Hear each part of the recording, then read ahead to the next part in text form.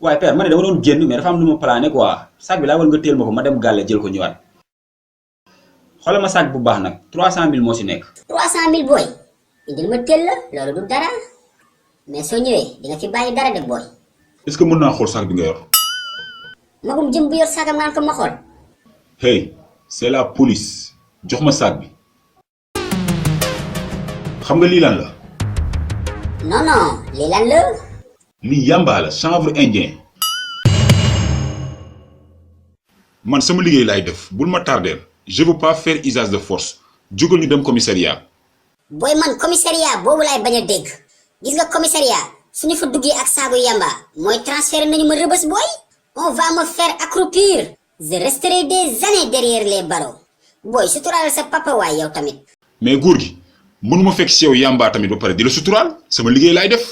wax naa la moomu ma sac bi benn booy moomu ko dénk moo ngi sol mbaxane bu verte sax.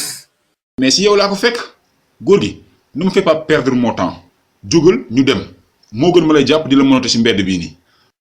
non non non déedéet booy ngir yàlla waaye dimbali ma ngir yàlla commissariat moom dama fa yóbbu pitié. mais góor gi bàyyi sama tànk kii lu muy def nii.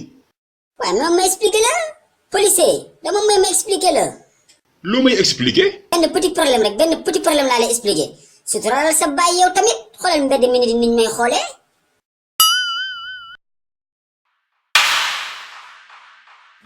monsieur le policier booy bee mu dénk sac bi moo ngi ne borom mbaxane bu verte ba. wax nga dëgg t'as raison je le reconnais et jeune homme arrête-toi c'est la police.